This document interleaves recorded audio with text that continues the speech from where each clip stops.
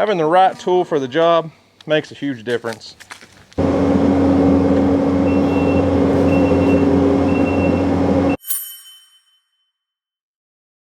Well, what's up guys? This is Daniel from Arms Family Homestead, and sun's out. It's a beautiful day. Got a lot of projects to do. It's gonna be a busy day. I've got a lot of stuff I need to get done. I'm not gonna get to travel to Weston's basketball games this weekend. He's playing in McPherson, Kansas, but my wife and Houston are going. So I'm gonna stay here and babysit Bear. So my shed here that I built off the barn, obviously, as you can see, the ground is very, very, very unlevel, and it needs, well, I don't know if you guys can even see.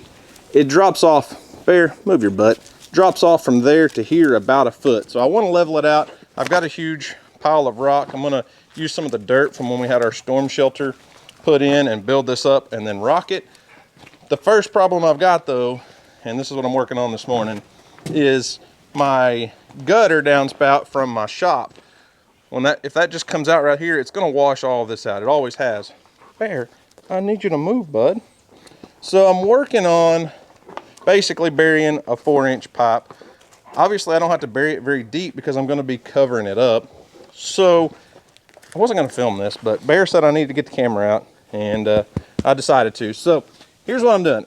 I bought this flex pipe thinking I could just come off of it and dump into my 4-inch pipe.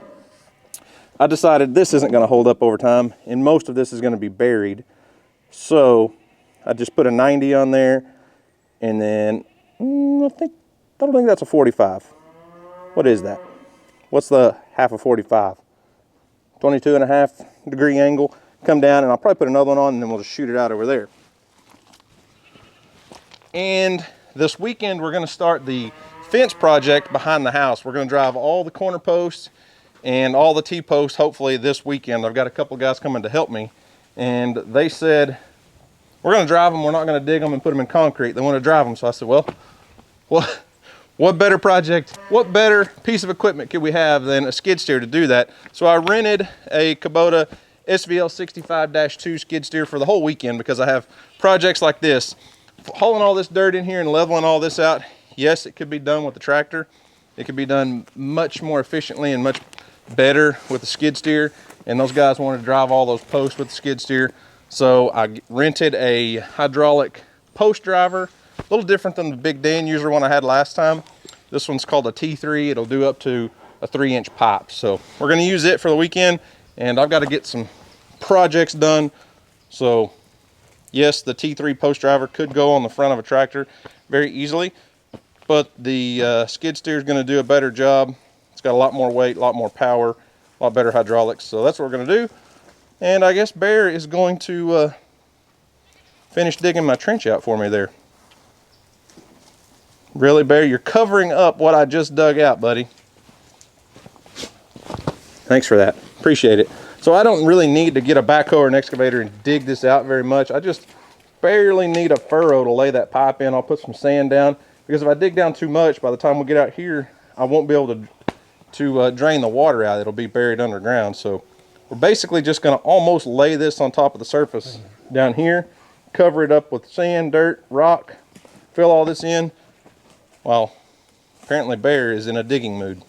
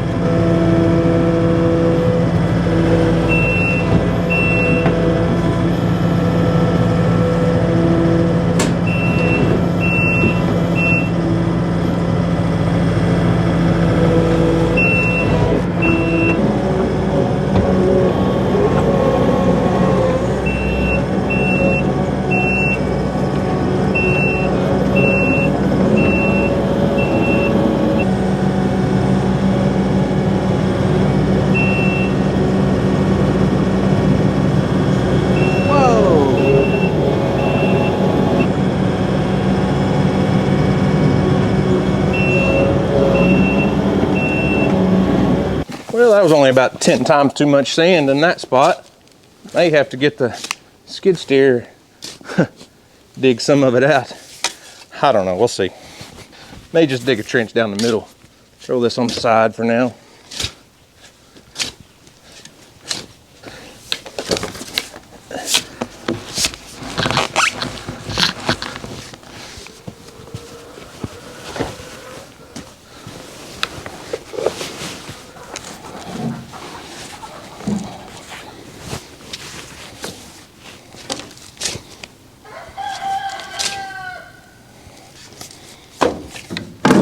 Since this really isn't anything more than just a downspout drain, I really don't know that gluing it together is super necessary, but I'm gonna go ahead and put a little PVC glue on it.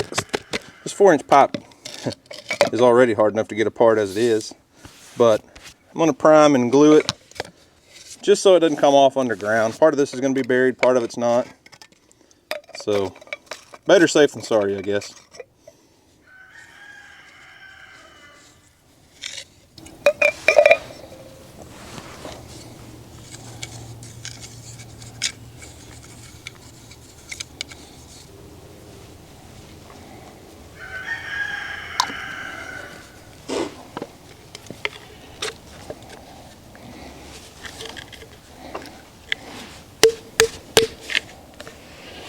I did make a few marks with just a marker. I don't know if you can see those or not, just so I could remember how I had these dry fitted together, because it doesn't do you any good to dry fit them and then take them apart and not know how they go back together.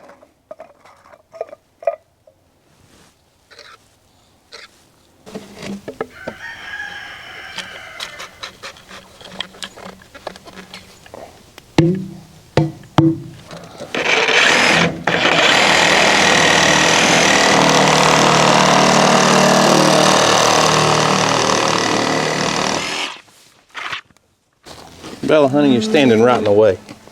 Well, that's even worse. Now get back, get back, get back. I'm trying to work here. Get back, dogs. Get back.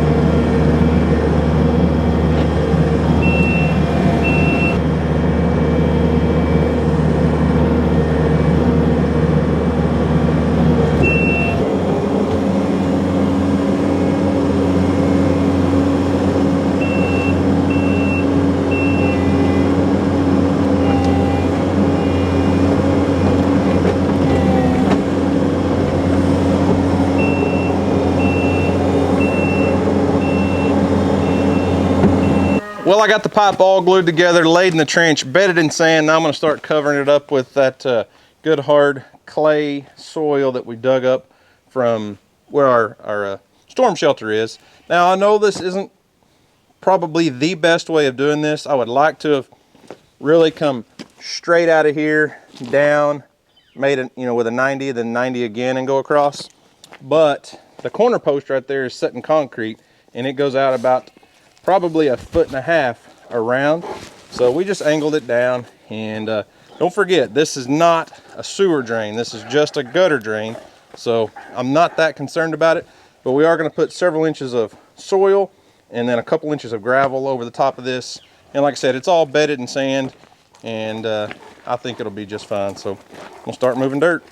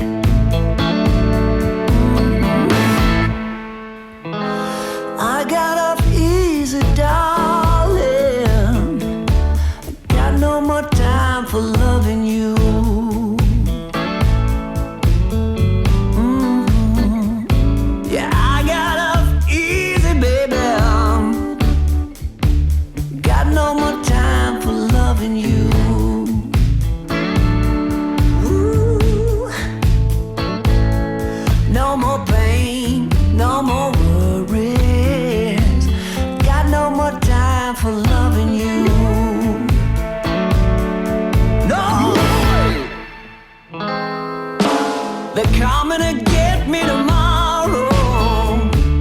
Got no more time for loving you.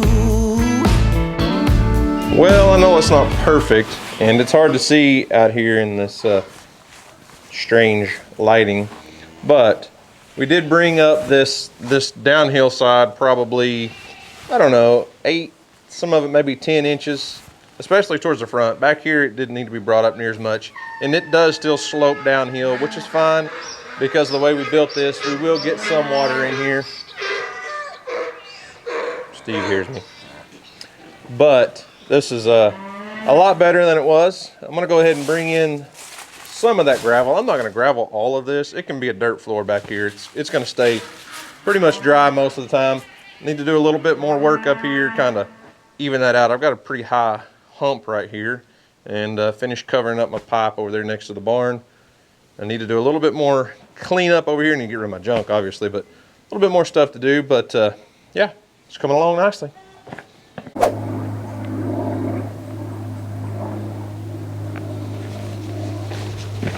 All right, well, got that project knocked off the list, and in doing that project, I got another one checked off the list. Having that track skid steer or compact track loader or whatever you want to call them.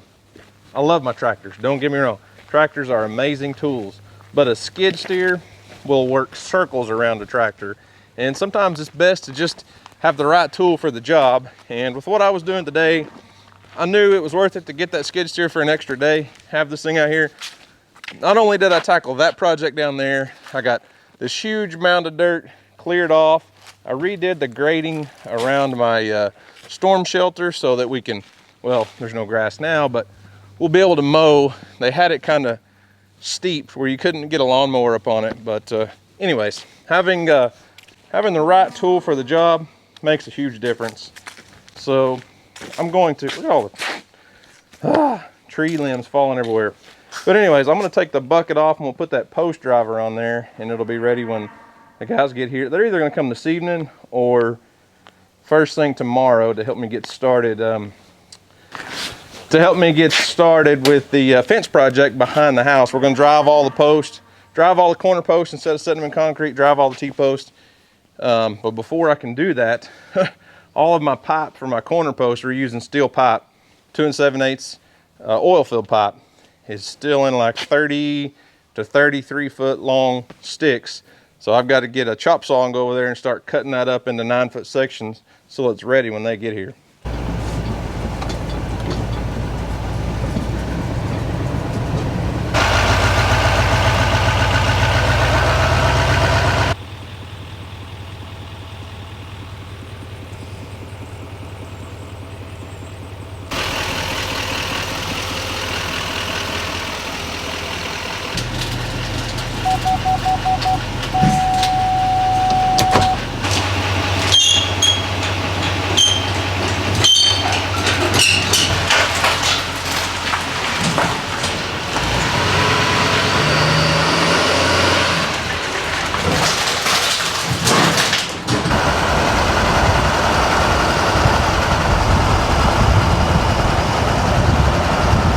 So as I said earlier, before we can get our corner post set, I'm gonna have to cut all these pipe up. I just drug, what, 4 pieces out. There's a whole stack of 2 7/8 inch drill stem pipe here.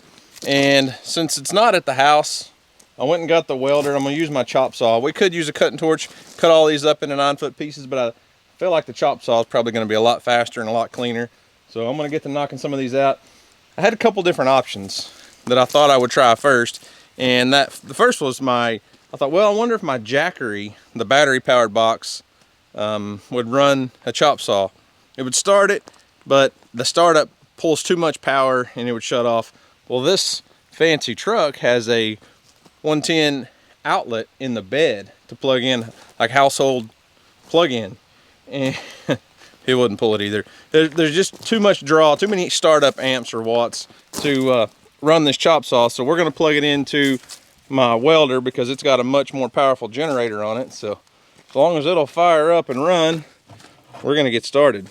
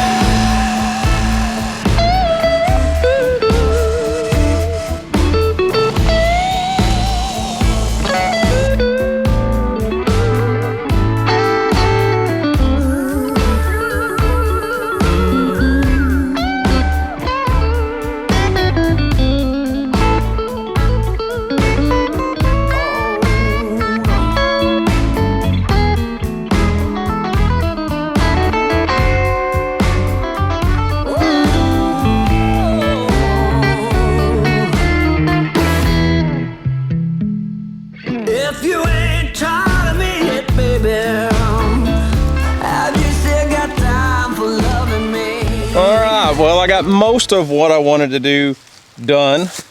However, I just broke my last blade for my chop saw. It's still had several cuts left in it, and I took a big chunk out of it. Just getting in a hurry, and I'm trying to work too fast, but I think I got just about all of the actual pipe posts that go in the ground cut that we need. We'll need a few more short pieces for the down brace, but the one that actually goes in the ground, not the angle piece. But anyways, I think that's where I'm gonna call it quits for the day. I'm hot. I got a hoodie on. It's kind of chilly out here, but doing that, whew, it got hot. That's manual labor. That's work. But anyways, I think I'm gonna call it quits for today. First thing in the morning, we're gonna fire up that Kubota skid steer, get the post driver on there, and start driving post. But before I wrap this video up, Houston and I went hunting last night. So it's bow season in Oklahoma, and I'm bow hunting. I let the kids rifle hunt. They don't bow hunt. Houston wants to when he gets a little older, but not yet. And I was gonna go by myself, but he decided he needed to go. Well, it was one of those magical evenings that almost everything worked out perfectly. We saw a massive hog. That big spotted pig that we had pictures of back during the summer came in, and then a big buck showed up.